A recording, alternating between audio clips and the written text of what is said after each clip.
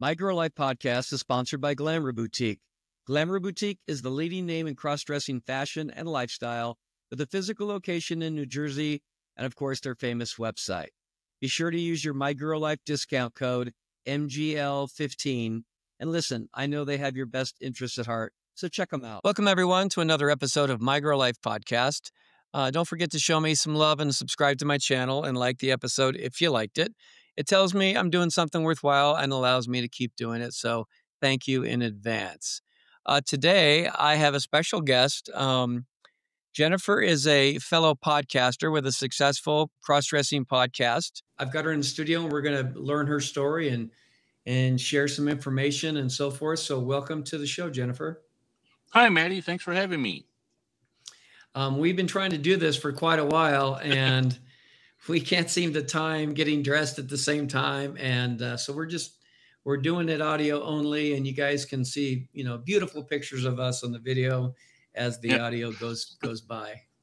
Just use your imagination that we're moving. There you go. Maybe we'll have them do that. Well, before we get started, let's just talk a little bit about your background, if you don't mind. Sure. And then just kind of how that leads into the dressing. But yeah, where did you grow up and what was your childhood like? Okay. Well, I grew up in a small town in northeastern Iowa. My mom was a single mom who had 2 kids 20 years prior to me and my little sister. So she almost had like two different families. I have nieces and nephews that are in the same age group as me. So it's kind of different. Interesting. Yep. But, I was born in 1970. I'm 55 years old. When I was little, I think even when I was young, I had feminine feelings or, wanted to cross-dress. I remember when I was a little kid taking a couple of Nerf balls and putting them under my shirt. I had seen Dolly Parton on TV and wanted to have boobs like she did. Love it. But it was me and my little sister growing up. As I got older, my teenage years, I think my story is kind of similar to other girls out there. I discovered women's clothes in my mom's closet. I had tried on pantyhose for the first time and was sexually aroused back then by it. And as things as I started growing up and becoming a teenager and a young adult, just these feelings that I had for wanting to dress as a woman and expressing my feminine side just kept going. Well, you probably, when you were that age, you probably didn't necessarily tie it to a sexual turn on, right? Not when I was that as little. As you look back as an adult, you probably can see that, but maybe not. Yeah, even when I hit puberty, it was part of that, 13, 14 years old. But what about younger? Did you put your mom's clothes on like, when you were 6 or 7 or 8 when you didn't really know what sex was? Yep, I sure did. I remember there were times when we would get clothes from, or just people would give my mom clothes and stuff, and I would get to go through the bags and play dress up and stuff. My mom never really stopped me from doing anything like that. She just figured I was a kid being a kid doing kid things. And I was just going to say, did she ever try to temper that or squash that? Or she just kind of let you do what you wanted to do? Yep. She was very much somebody who when I was growing up, I was a very creative person. I liked to draw and tell stories and things like that. So I think that was just kind of another way that part of your saw creativity, your expression. Yeah, expressing my creativity. Yeah, trying, coming up with a character or, telling a story or whatever. Interesting. Well, if somebody who knew you back then, I guess as far as maybe you can, remember, if somebody knew you back then, how do you think they would describe you as a kid, aside from the dressing part, the interest in the clothes? Oh, sure. I was one of those shy, quiet kids who never really talked a lot. I was somebody who kind of in school, I kept to myself. The small town we were living in, there was a neighbor girl across the street that when I was in elementary school, we used to play together. But outside of that, I was happy with give me a piece of paper and a pencil to draw on, or And you were like an only child, right? I Because was your happy. siblings are so much older. Yeah, outside of I had a sister who was 5 years younger than me, so her and I kind of grew up together. right? Because I'm doing it in my car. Yeah. Why are you in your car? Can you share with our listeners why you're doing it in your car? Oh, I'm in my car. Well, this week my wife was gone on a vacation with her best friend. They were having a girls' trip. And so today is my third day out of 5 of actually having Jennifer time. Wow. And so today I was supposed to meet a friend of mine, but he had to cancel out. He wasn't feeling good, but I went to my favorite coffee shop and saw my friend Julie and got my morning cup of coffee. Then I went to did some shopping. I went to Walmart. I went to Kohl's. Went to Barnes You and kind of Noble. know. I know you know the girl. I know you know the girl and probably other people at the coffee shop. What about like Walmart, some of the other stores? Because you tend to go shopping a lot. I see. Do they know Yeah. you at the stores now? Not really. That's one of the things I kind of like about going out and shopping at like the big box stores and places like that. Like kind of like what I tell girls on my podcast is like, for me, going out in public and being able to be Jennifer is part of me expressing my feminine side and enjoying life and doing what I do. There's places. How does that make you feel? How does that make you feel when you go out dressed versus just in boy mode? But you're not necessarily doing anything extremely feminine, or it's not sexual at that point. I don't assume. No, What are you yeah, feeling? What are you feeling then? What are adjectives that come to mind? Exhilaration, enjoyment, enlightenment, happy, joy, any of those. Just being able to be out as my feminine self and enjoying life. Do you think you do it partly for attention? I guess maybe to an extent. There are times when I dress, wear a slightly shorter skirt, or I enjoy showing cleavage. So there's. Yeah, you do that. You do that. Yeah, I do. And there's part of me that enjoys maybe getting a smile or a hello. Yeah, exactly. Yeah. And I don't think there's any girl out there who doesn't enjoy that. So no, not as long as it's not creepy or intrusive. It's complimentary. Exactly. And I know for myself, I will admit that a big part of it is the attention. I didn't know that going into it, because if you had asked me, and you probably could attest to this, when you first start, not when you're really young, but when you're older, you're not great at the makeup or whatever, the image. And you think, well, I would never go out in public. I'd be humiliated. And if I did, I'm certainly not going to make friends and want attention. I'm going to not want attention. And then as you get better at it and presentable, then all of a sudden you're like, oh, I'm getting positive attention. Now I kind of like this. So self-admitted, that's a big part of it for me. Yep. Nope. I totally agree with you. It's when I first started getting into, actually dressing up and trying to look presentable in order to go out in public, I'm just like every other girl out there, scared to death that somebody's going to read you or maybe cause a scene or point you out or whatever. So you want to do whatever you can to blend in. But don't you assume people are going to clock? I was looking for the word clock you. Yeah. Like, I assume when I walk into a place, maybe from a distance or at first they may not know, but I think after a few minutes people know, and you can tell. And quite honestly, I don't care. Part of it I kind of like, and especially if I talk to them, I assume within a few minutes they know. Yeah, exactly. I don't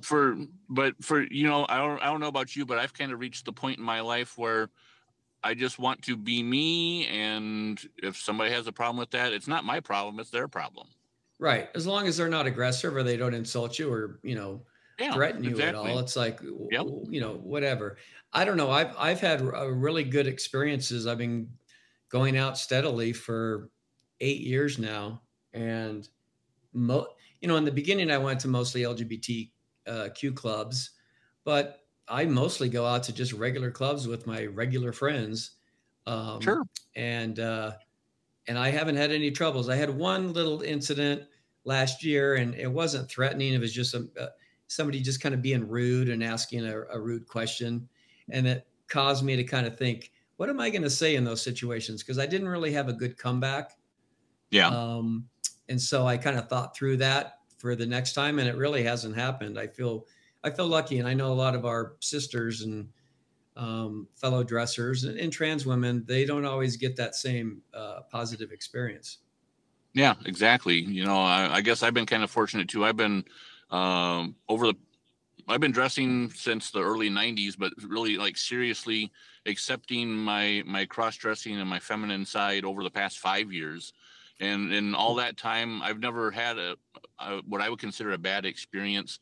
I've gotten an occasional, you know, side glance, or surprisingly enough, it's usually from women who give me a kind of a frown or a smirk or whatever.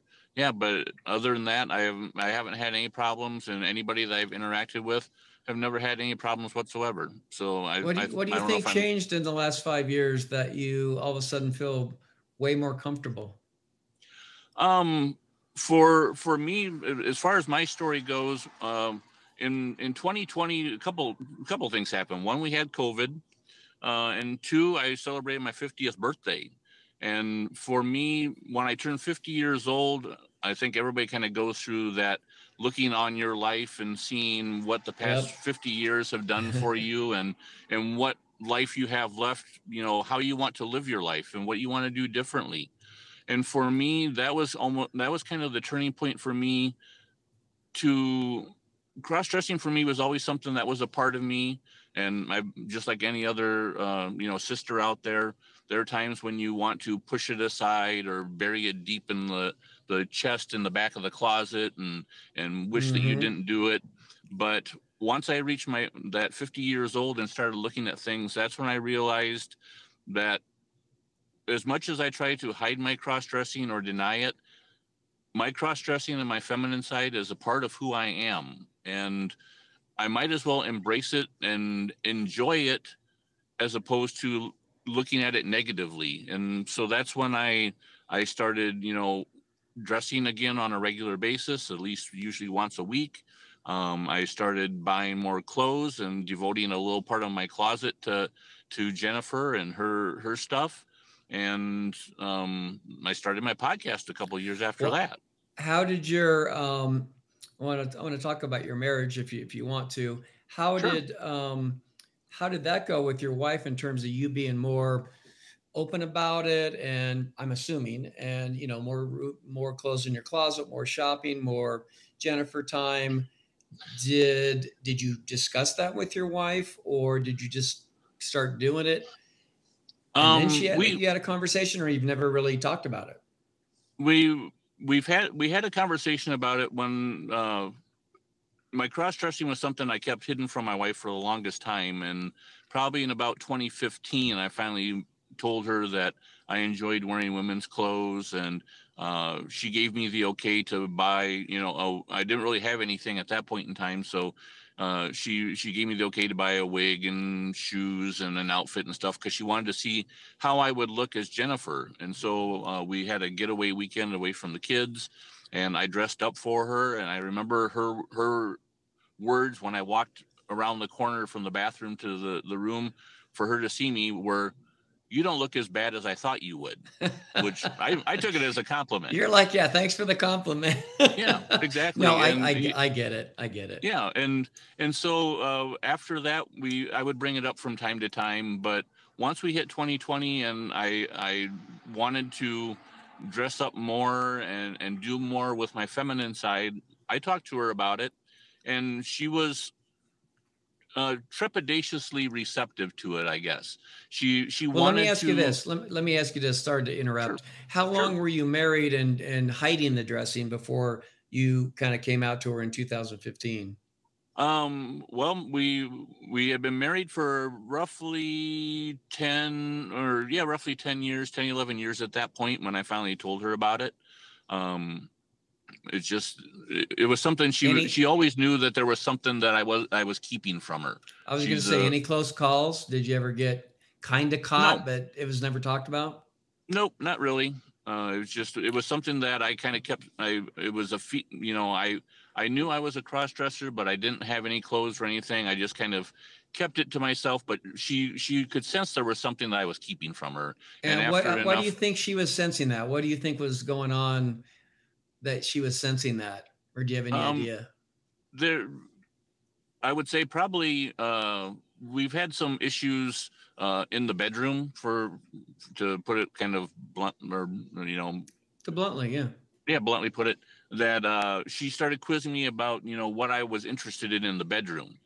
And so when she would ask me if I was interested in this or that or whatever, and she finally asked if I enjoyed wearing women's clothes, and that's when I finally came clean and said yes.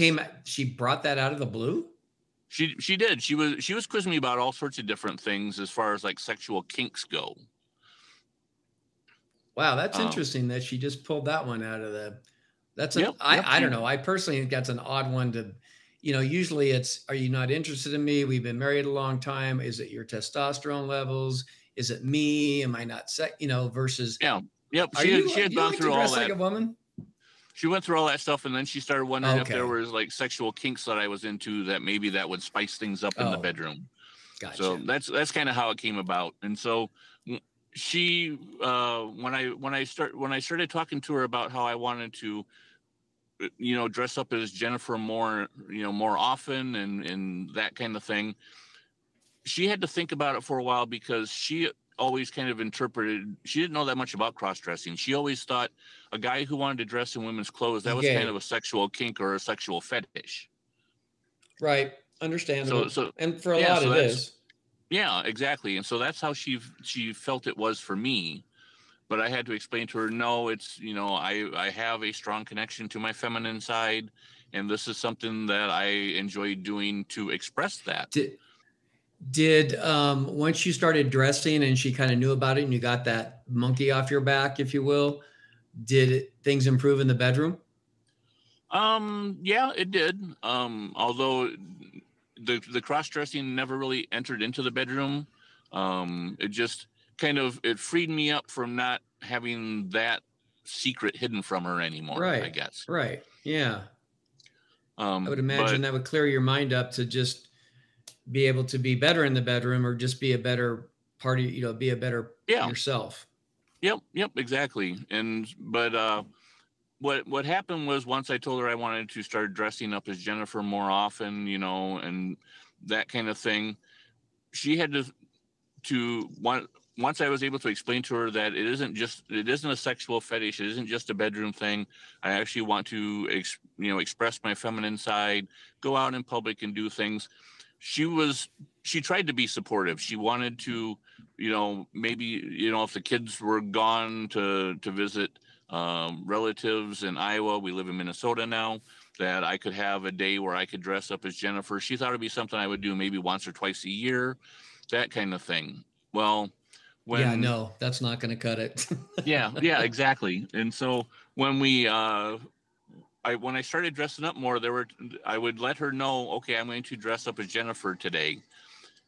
But she would go off to work, and when she came home, I would be dressed as Jen, and she would try to be supportive, but at the same time, you could tell that it just wasn't her thing, or she had several. How was she acting with you? Like, was she a little cold? Was she like, it was almost like a friend when you were dressed and she was around you? Like it kind of morphed into, she just kind of treated you differently, not bad, just treated you differently? Or how would you describe that? She did treat me differently. She was trying to treat me as her husband, but at the same time as like a friend, because I didn't look the way her husband should. And also, one of the issues that she had was, my wife is not the kind of woman who always wears makeup or is wearing a dress, and she's more of a jeans and t-shirt kind of girl. Are you saying you look better than her sometimes, or more attractive? she if you ask her, she would tell you that I am more girly than she is. I hear that a lot. Like the wives will get jealous not because they couldn't look like that. It's just, most women, they just want to be women. They just want to go shopping, and they don't want to have to do a full face of makeup and their hair. And you know how we, when we Right. get Exactly. ready, it's a big Yeah. deal, and we want to look our best. I want to look like Barbie. When I Yeah. go out, and I want to wear something sexy, and women just want to be women. And sometimes they're like, well, you're outdoing me, and now I'm starting to feel, not as Yeah. attractive or My, whatever. It's my, real. yeah, my wife, I guess, felt that her femininity was being challenged or threatened Uh-huh. because she told me she felt that the way I was looking and dressing was the way that I wanted her to look, which is totally not the case. How I dress and how I look is, you talk about autogynephilia. Um, to an extent, I think all of us cross-dressers are that way. We want to dress as a woman that we find attractive or that we would want to be with. But I'm not trying to dress or show my wife how I want her to look. I'm dressing for myself and how I want to look. Yeah, but they always say when a woman dresses up, they're not really doing it for men; they're doing it for the other women. And I think Yeah, there's some truth to that. And society puts so much pressure on females to be the sexy one and to look great, and they're the ones that have to paint their face and wear heels that are not always comfortable, so their yeah, legs and their butt looks better. And I don't know who decided way back when, like, okay, who's going to be wear the makeup and wear the uncomfortable shoes? How about the women? And yeah, and so I think they are resentful for, like if their friends go out, even when I go out, my friends are like, Maddie, you're making us, you overdressed, or not uh-huh, overdressed, but they're like, are you dressing up again? And even though they're beautiful women and far more beautiful than I am, and they're real women, yeah, they feel like, well, you're all dressed up and I'm not. It's just like another girlfriend, you know, yeah, yep. that You're dressed up and they didn't. Now they look less than. uh-huh, I think it's real, regardless of whether it's a guy dressing up or not. yeah, Um, yeah. I Back to think you're what you right. said about she said you look better than I thought. One of my things is when I come out to people, and there's pretty much, I don't think there's anybody really left that I really care that deeply about. Um, is I always want to show them pictures, and a lot of times I've talked to people about coming out, and they've told their kids or told somebody, and they didn't show them pictures. And I don't know about you, but I'm like, if I don't show them a picture, they're going to walk away trying to imagine what Jim looks like in a dress and a wig. And Yeah, I mean, in my mind, I'm like, are you? No way am I going to let them have that vision. I want to show them pictures because I'm proud of them. And I just, for the life of me, I don't understand when somebody comes out and they don't show pictures. Maybe it's just my insecurity. I don't know. no, I totally understand where you're coming from. If if you let people use their imagination and they know you as your guy self, and you tell them that you like to dress up in women's clothes, they're going to try to picture you wearing a wig and a dress and heels and leave it at that. Like Not somebody being on able to, television, like mocking yeah, a cross dresser. That's yeah, what I exactly. envision. Flip So Wilson. I'm just like you. I started telling some family and friends when I really totally embraced being Jennifer and having Jennifer as part of who I am, and showed them pictures. And I had quite a few, probably at least a handful of women friends tell me that I look much better as Jennifer than I do as my guy self. My guy friends say that. They kind of say it in jest, but they're actually it's actually true. And I would say, I don't know about you, but one of the hardest things to do is to go from Maddie to Jim, like especially with the eyes and the Uh-huh. makeup. Because I don't have really big eyes, and yeah, sometimes because guys just they're guys, Yeah. and it's really a contrast when you go from full makeup and looking like you look to just a guy who I never was self-conscious. I think I'm just an average looking guy, but when you put it in contrast with Maddie, it's like, whoa. Yeah, yeah. There's same with my guy self and Jennifer. There's a huge difference. Everything from me being a guy with short hair and no makeup and looking kind of just like a plain regular. I think I'm. My wife says that as I've gotten older, I've gotten better looking, But, you know, I think when I compare that to how I look as Jennifer, I would say that between the two, Jennifer is much more attractive and much more, she stands out more than my guy self ever did. Yeah, if you want to do the old rank them 1 to 10, yeah, Maddie's ranking much a little higher than Jim. Yeah, yep, I'm the same way. Definitely. Did you have any gaps in the dressing since you've been kind of doing it on a regular basis? Like maybe you got tired of it, or you were feeling, not purging, because it sounds like did you full on purge back in the day? Oh, over my life, I've done that several times. I did it once back in the mid '90s when I decided to move from my little small town in northeastern Iowa to Des Moines, just to shake up my life and things. And Start over I, and say, yep, yeah, and start over. And that lasted for about 3 years before I started buying women's clothes again. that's actually a long time. Yeah, and then the second time was when my wife and I got together before we got married. I got rid of all my Jennifer clothes and stuff, and you Mm-hmm. know I was starting a new life with her and Yep. having a couple kids, and so I went I went pretty much a decade without dressing up. So Well, how did you feel during that decade? Was it a constant fight to push it back, or did you pretty much just kind of forget about it and then it just popped up? What were those 10 years like? oh it varied a lot. There were times when I was so busy with my wife and my kids and work and stuff that I wouldn't bother thinking about it. But then there's other times where I would see a woman on TV looking good, and I'd think, oh, I like that dress, or I would have that urge once again to wish I had the ability or the opportunity to re-spark my cross dressing. And I put it off for I would always try to shove those feelings back. And Did it ever come close? Like you got really close and then you're like, no, I can't, almost like an yeah. addiction. Oh yeah, I'm sure. I know there at least a couple times there were. Maybe I should stop by the store and buy a pair of pantyhose just because I haven't worn them for so long, or just for that feeling, that remembering what it was like. It's really it's hard to put your finger on it and describe it in adjectives when you have that desire. I did a episode on, I think I did it I did it separately and then I did it with Kelly Tuck and Tell about, when is it an addiction and when is it a healthy expression of yourself? Mm-hmm. And, there's different attributes and different things to identify. But yeah, I believe in most cases, and I can speak for myself, that there's definitely an addiction part. Now, is it a bad addiction? Is it hurting my health? I have 3 rules in life because I'm a pretty simple person. Am I hurting anybody? Am I hurting myself? And is it illegal? And if the answer is no to all 3, I'm probably down with it. Sure.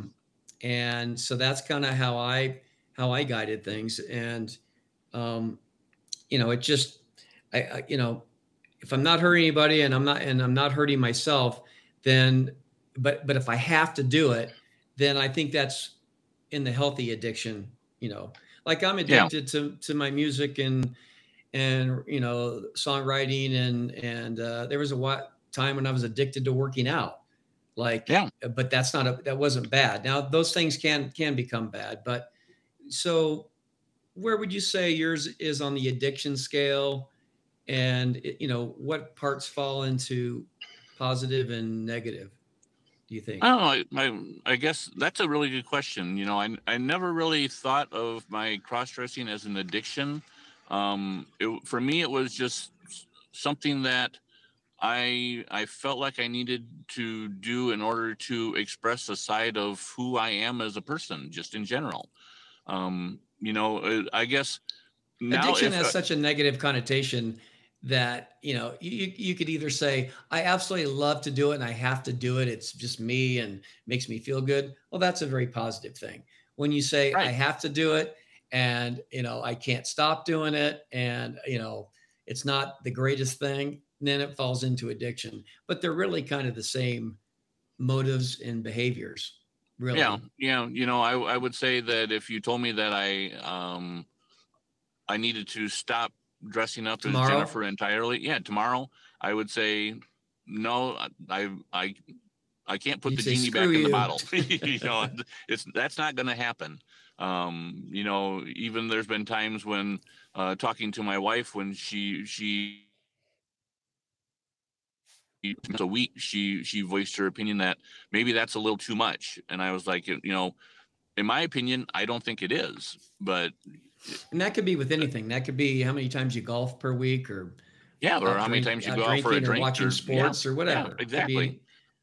that could be anything. But I do So think an addiction element in it for most people, and whether it's negative or positive, that's an individual thing. But I do think there's an addiction part of it, because when you talk about purging and then going, I mean, how many cross dressers have you met that didn't purge and then go right yeah, back to it and then yep, yep, purge and they get, I mean, that's addiction type behavior. But as long, you got to sit down and say, is this affecting my life, my relationships, my work, my health? No, no, no, no. Then go for it. Right. But I think yeah, everybody yeah, has to have their own assessment yep, of that. yep. I totally agree. How much time, or if any, do you spend trying to figure out why you dress? Like of all the things you could be doing, why do you like to put women's clothes on? Do you psychoanalyze that much? Uh, I do off and on. Like there's times when I try to figure out, you know, why I am the person that I am or the individual that I am. And being a crossdresser is a huge part of what makes me me. And the I've almost gave up trying to figure out why I do this.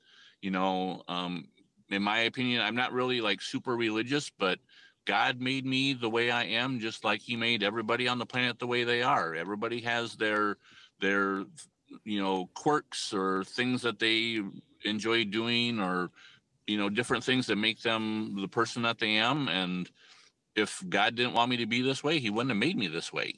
So I just kind of let it go like that. Well, you did mention the autogynephilia, so you're aware of that Yeah. term, and Yep. I stepped right into a pile of you know what when I posted about it. I actually didn't know the entire theory. Uh-huh. The second half of the theory that the guy says trans is not a thing.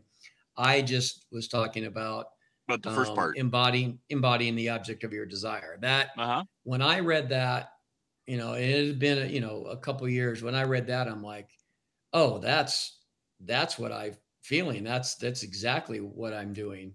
Yeah. Um, and then it morphs into, and again, I've gone through this in other episodes, but then you start meeting friends and having a social life, and then it morphs into completely something else. It's not necessarily a sexual turn on, although there's still an element of that. But now it's like being with friends and having obligations and you know things like that. Yeah. And if the more you know other sisters that you talk to and ask them about you know if they've thought about why they are the way they are, you'll get 100 different answers.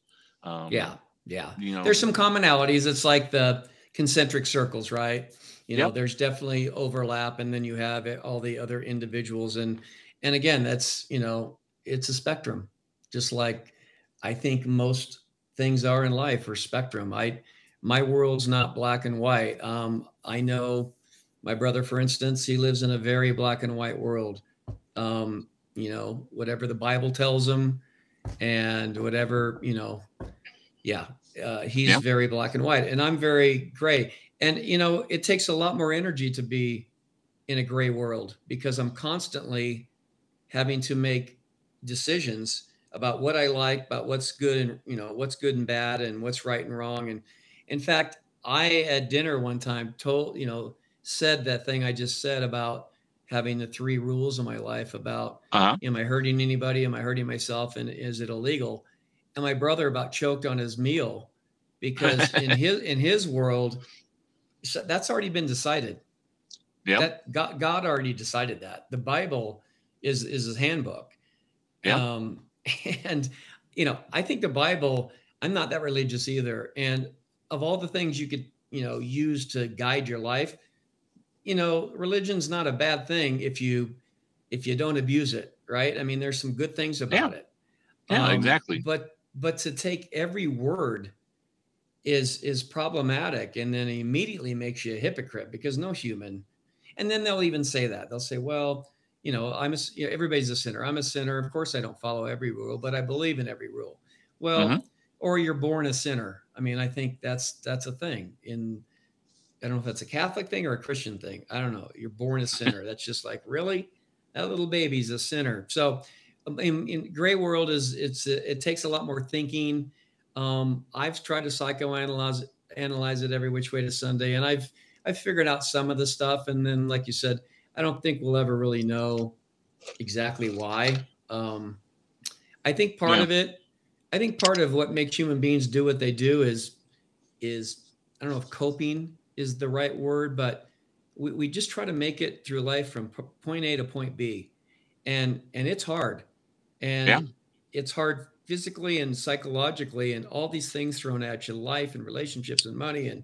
And I think we, in our brains, what we like to do creatively, or an outlet, or, a habit, or an addiction, or just, self-medicating, where, you feel bad about one part of your life, so you do something that's really feels good in another part of your life to distract, type thing. I do think there's part of an element in that. What you choose could go down way different paths, right? Yeah. And, there's plenty of people out there that will find something to take their mind off of things, or escape whatever is affecting their life, whether it be somebody going and sitting down and reading a book, or listening to music to get their mind off of things. For us, we kind of almost take it to an extreme of, I want to escape all the problems that my male self has, and by dressing up as Jennifer, and it gives me that opportunity to forget about all the life things that are going on, and I can enjoy just what life has to offer for my feminine self. Right. This is a complete subject change, but I saw your post this morning about being in Kohl's and having gone to the bathroom like 5 times in 6 hours or something. Yeah. I went to the bathroom 4 times in 5 hours, and it was from 1 cup of coffee. What's funny when you said that, so when we go out, Maddie most of the time does not have to pee almost the entire night. In fact, I'd say the majority of nights, and I'll go out probably at 6, and I'll be out till 11. Sometimes a little later, but I would say 60, 70% of the time, I don't go at all. And then when I'm home, I go every 15 minutes. Yeah. And I'm like, what the hell? And I swear it's the tucking. It's got I think my body goes, okay, we're tucking it away. We're not going to be, and it's not that I'm afraid of the bathrooms, because I'm totally comfortable going into the women's bathroom. In fact, I'm usually with my girlfriends, and they're going in, and they're like, come on. And I'm like, I don't have to go. I don't want to, you know, it's like, you got to unravel everything. So I find that interesting so you don't experience that? Can I ask you, do you tuck when you go out? I do tuck when I go out, and it varies a lot for me. I try not to use the women's restroom if I don't, as much as possible. And usually I even it's not the first thing you want to go run to. Yeah, right? exactly. I mean, and I even I'm make a comfortable, point but it's not my first choice. Yeah, and I try to make a point of drinking less soda the night before I'm planning on going out in the morning, just to do that. But I think just as I've gotten older, I'm middle aged now, and there are times when I don't have to. I can stop and I can be dressed up as Jen, go and stop and visit Julie and get my coffee, and I'm fine. I can drink my cup of coffee, and I don't have to go until I actually get home and get changed back to my male mode. But then there's other times where I drink, a cup of coffee, and I got to pee like you wouldn't believe. And today was one of those days. I think as I'm getting older, my bladder just doesn't, it has a mind of its own. If it wants to hold it or not. Yes, they do. I just don't, it's just so weird that the difference in being home alone, and just, I don't know. It's weird. I'm not complaining, because And then part of me thinks, well, I'm probably dehydrated and that's why I don't have to. But when I'm home, I'm going all the time. So, Yeah. um, uh, I know you've talked about, it's another subject change. I know you talked Sure. about, you just started talking about the sexuality part on your podcast. And I'm wondering if you want to discuss that at all. Sure. For over the past probably a couple years of dressing up as Jennifer and enjoying my feminine side, it made me start to think more and more about the issues that my wife and I had in the bedroom. And, I've also, even before being married, other past girlfriends, I was fine being intimate with a woman in the bedroom, but I always wondered, why I couldn't figure out exactly why I wasn't as comfortable as I would expect a normal guy to be in the bedroom with a woman. Mm-hmm. And so as time has, the past couple of years, I've been trying to figure myself out on that front. Talking about figuring out why you dress, as a woman. I kind of understand why I do that. What I was trying to figure out is, what about the feelings I have sexually about, why do I have problems maybe with being with a woman in the bedroom? Maybe am I gay? Am I bi? How does this play? Are you attracted to men? As I've been trying to figure myself out, I have discovered, well, first of all, it started out was that when I'm dressed up as Jen, I like having male validation, dressing up as a woman and having a guy smile at me or say hi or hold the door open for me. I enjoy that aspect of it. And I enjoy having a guy find me attractive. I guess that's probably part of the reason why I dress the way that I do. And I have come to the realization, yes, I am attracted to men and I'm attracted to women both, because I find just the physical body, I guess, in general, attractive. Have you ever been with a man? I have been with a man to a degree. I have made out with a guy. I have enjoyed my time with a gentleman, but I haven't gone what I guess most girls would say is all the way with a guy. All the way, right? Yeah. How did that make you feel afterwards? Did you kind of go through? I'm just kind of assuming here, but maybe go through the guilt and shame that maybe you did when you first started dressing before you got comfortable with it and knew it was fine. Did you have what were you feeling afterwards? Yeah, I at first, yeah, I kind of had that guilt of, why did I do this? Why am I feeling this way? Why did I want to do this? Mm-hmm. But the more I started, psychoanalyzing myself or trying to figure out why I did it, I realized that I actually enjoyed it. Most of the time when you think of a guy and a woman in the bedroom, you think of the man as being the aggressor and the woman as being more passive and, Right. that kind of thing. Stereotypes, yeah. Yeah, the traditional stereotypes of what a guy and a girl are in the bedroom. What I've realized about myself is that in the bedroom setting, my mentality is more of the feminine side. I am not more submissive. The kind of, yeah, very submissive and passive, and I am not the kind of guy who is going to grab a woman and not necessarily force myself upon her, but be aggressive and passionate and that kind of thing.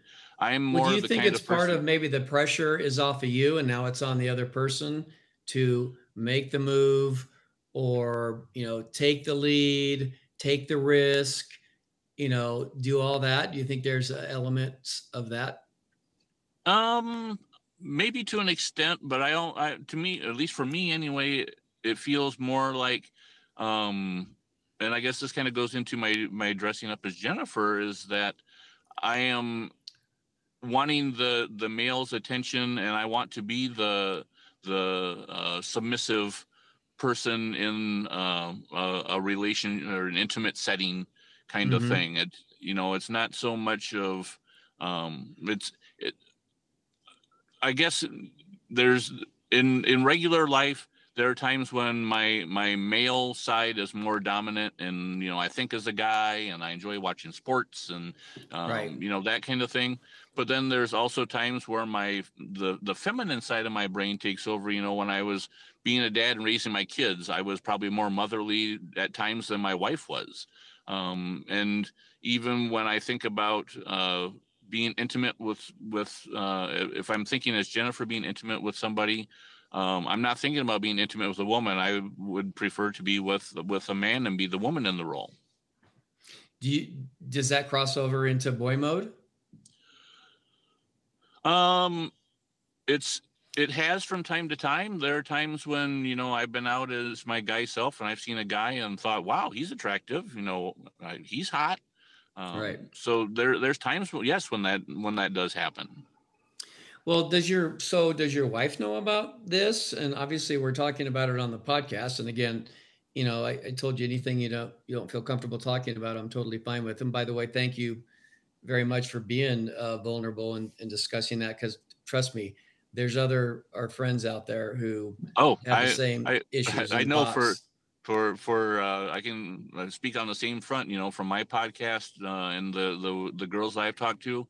There's plenty of girls out there that feel the same way I feel, that will tell you, no, I'm not interested in being with a guy, or I'm straight, I have a wife and stuff. But they'll also tell me confidentially that, no, I feel the same way you do. I like it when a guy finds me attractive and wants to be intimate with me. Right. Well, so does your wife know about this? Not really. Like, as time has gone on, even before I started dressing more as Jennifer, she asked me if I was gay or if I was bi, or if we wanted to bring like a third person into our relationship. And I told her at that point in time, if for some reason that would happen, I would be fine if we had another man or a woman and join us. But part of, as I've been dressing as Jennifer more, like I told you, she was trying to be receptive to it and being understanding, but we reached a point where she just felt threatened by my feminine side. She felt that this wasn't her kind of thing, and she told me, I understand why you dress as Jennifer. I understand the cross-dressing thing. I understand you needing to do what you do, and I'm not going to stop you from doing that. However, you can be Jennifer as long as it doesn't affect the kids, doesn't affect our family. And I don't need to know what you do when you're out as Jennifer. So I was like, that's fine. That's all well and good. And about that same time was when I was trying to figure out my sexuality and what I was into. So from that point forward, anything that I've, experimented with or tried to figure out on my own, I have not mentioned to her. And well, she does, like you said, she just doesn't want to hear it. Right. And does that feel like since she told you that, does it feel like you're holding something back, or you are carrying a lie like you did with the dressing, or you feel good, like she said, you do what you do, what is it? Don't ask, don't tell. Don't ask, don't tell. Yeah. Does that relieve you from any shame or guilt? Not really. There's time. I feel guilty for some of the things that I have done from that point forward. But at the same time, there were things that I felt I needed to do in order to figure out who I am and what I am going to do with myself going forward. I wanted to figure me out and try to spare her and us as much pain as possible. Right. Well, you're very lucky. She's been pretty accommodating from what you're telling me. She's been pretty accommodating, and I think you're pretty fortunate, actually, in the big picture. I am on that front to the point where she hasn't said, nope, that's it, we're done, I'm leaving, that kind of thing. I would say, and again, I'm no therapist and I'm not perfect in relationships, that's for sure. But I would say probably the reason if there's any pushback or negative reactions to all this, I'd say she doesn't probably know when it's going to stop. And the more you communicate to her about, I don't, I have no intentions of transitioning. I have no intentions. I don't feel like a woman trapped in a man's body. And if that's true, if that Right. is true, then that's a different story. That is 100% true with me. I think she needs to know that, so her mind doesn't go, where's this leading to? And I even had this discussion with Heidi and Nikki, as if, as long as you're discussing it, and there's no guarantees, people change their mind, but if you're pretty adamant on, I'm not transitioning, I'm not going to take hormones, I don't feel like a woman trapped in a man's body, and and so they don't think it's just going to slide out of control. I think as humans, the one thing that humans don't like the most, and when I was trading in the stock market, I studied psychology and the markets, and is they hate uncertainty. That's why sometimes the stock market will go up on bad news, and people are like, why did the market go up on bad news? Because they were fearing the worst. They started selling, and when the bad news wasn't so bad, then they started buying again, because they didn't know. Even knowing the bad news sometimes is comforting. Yeah, nope, I totally understand that. And I think for our sisters out there and listeners, I think communicating as much as you can to let your partner know, this is where I'm at and this is where I'm not going.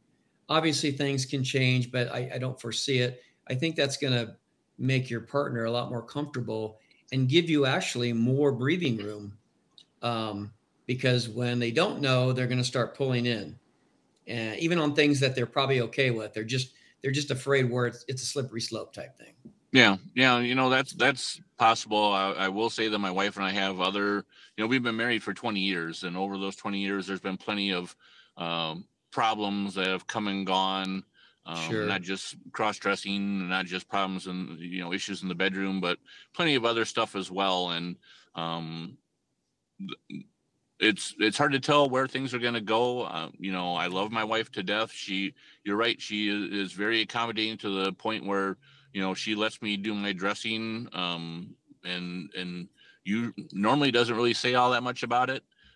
Which I feel fortunate. She didn't, give me an ultimatum or that kind of thing. It doesn't mean she's not thinking about it, though. Oh, I'm sure. And be careful. Like I said, she's been gone for this week on a trip, and I know there's been times where she's thought, oh, I'm sure he's out as Jennifer for the day, or doing whatever. But I don't feel I can stifle my own personal growth and figuring out who I am. Granted, I'm 55 years old, and you would think that I would have figured things out by now, but no, we never do. When we're kids, we think our parents know everything, have all the answers. And but life is just a process of learning and growing, and becoming more of the person that you want to be. And for cross-dressers, we have a lot more to deal with than just the average person on the street.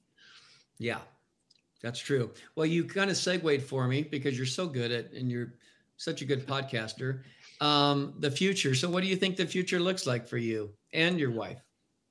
I'm not asking whether you're going to be with her or not. I'm just saying maybe more what's the future for Jennifer is probably okay. Well, the future for Jennifer, I'm not going to stop my dressing anytime soon. Like I said, in 2020, when I was trying to assess my life being 50 years old, I realized that being Jennifer and being a cross-dresser is a big part of what makes me an entire person, what makes, Jeremy. And it's not going away, so I might as well embrace it and nurture it and, let it grow. And that's what I did in the span of this past 5 years. It's, I started dressing more often. I started getting more of a wardrobe, refining my look, telling friends and family that I knew I could trust about being, about the Jennifer side of me, because all this time I felt like I wasn't being 100% genuine with them because I was keeping this part of me Right. secret. That's how I felt. I felt like I was by omission, I was lying to them. You know, what did you do this weekend? What are you up to? What's new in your life? And I'm making stuff up, or I'm telling them about the things that really don't matter. And I just Yeah. started feeling more distant from those people, and I didn't want to grow distant from them. Yeah. And yeah, and that's why I started, you know, telling friends and family about Jennifer and wanting them to understand who I am, or who this person that they've known, you know, for anywhere from a couple of years to the entire lives. And along those same lines, I started thinking about other cross-dressers out there. And, you know, I started dressing in the late 80s, early 90s before the internet. And I know how alone and scared and afraid I was of who I was and how people would think if they came across, you know, me on the street dressed up as Jennifer. And I have been a podcaster for 15 years now on a totally separate topic. That's pretty brave to do that. Well, I wanted to be able Good for you. I wanted to be able to reach out to girls out there and let them know you're not alone. You know, whether you are a cross-dresser who's the same age as me and, you know, feels like you've been doing this for 30 years and you don't know a lot of other cross-dressers out there, or if you are a new cross-dresser, you are a young person who is experiencing these feelings and don't know what to think, and you're going on the internet and there's all sorts of different websites and Wikipedia entries and things you can find about cross-dressing, and you don't know what to believe, what not to believe, how you should feel, how you shouldn't feel.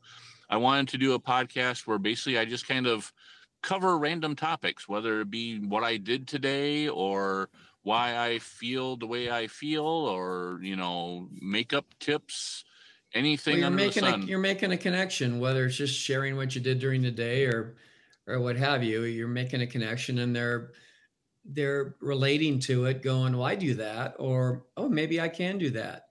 Exactly. Sure. You know, I wanted to have a podcast or something out there where a girl could feel that they have a kindred spirit in me, somebody that maybe has been where they've been or knows, you know, a little something about what they're going through, or can offer them some advice. And that's what my podcast is. I always say my life is an open book. I'm willing to talk about pretty much anything. So yeah, and your podcast, and I'll put a link in the show, but My Life as a Crossdresser. You want to just kind of give your podcast sure. Yeah, you bet. The podcast name is Jennifer's Tale, My Life as a Crossdresser. If you go on YouTube, I put up videos there usually every Friday. Just do a search for Jennifer's Tale, My Life as a Crossdresser.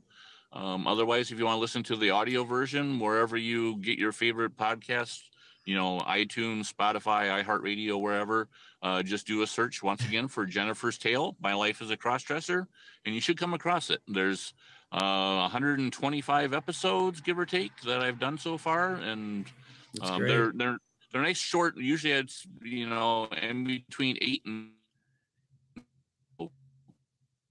it's something you can kind of watch or listen to nice and quick. Yeah.